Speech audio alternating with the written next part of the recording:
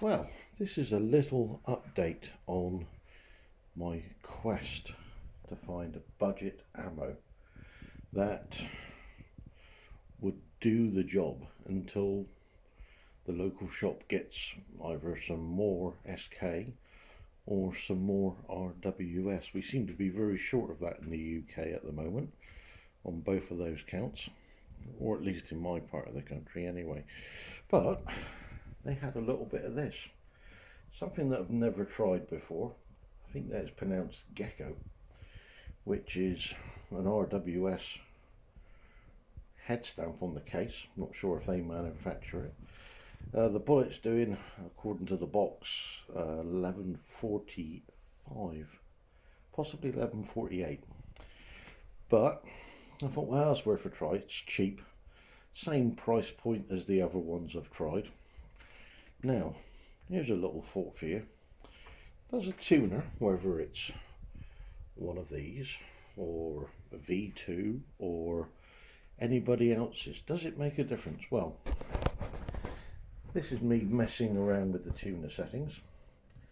At the top you can see it's 0, then we go 1, 2, 3, 4 all the way through, and 10 and 11, let's get this in focus, 10 and 11 looked reasonable. Now, as the other day, this was shot in very strong blustery winds, almost uncomfortable to be out in type of wind, but it was dry, so it always seems to be bloody windy where I live, so we had a go. Now, believe it or not, this cheap ammo has actually been the cream of the crop of all the cheap stuff. So, as I say, nothing fantastic, but don't forget this is shot in a good 15 mph wind, touching 20, and I suppose it was around about 11:30 the wind was coming in from.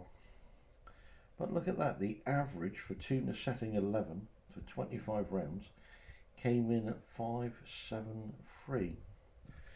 I did go out to 200 meters and try it, shooting across the wind to the other side of the field, and I had 5 mm dialed in to account for the wind.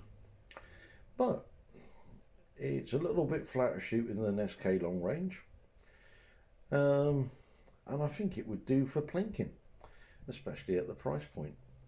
If you were shooting something like a KYL or practicing shooting steels, fed very smooth, no misfires, no nothing, so quite a little find for budget ammo.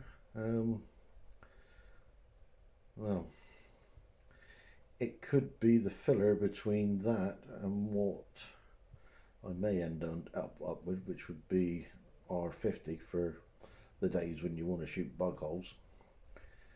But it's a quarter of the price, I suspect. So we'll see. We'll see how it goes. I'm going to try it in the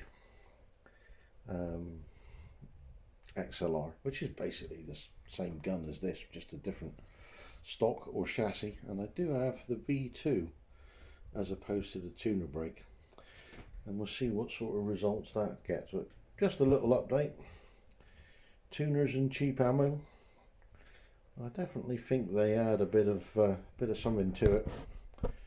You certainly get the best out of the nasty stuff. But there we go, that's it. Cheers and gone.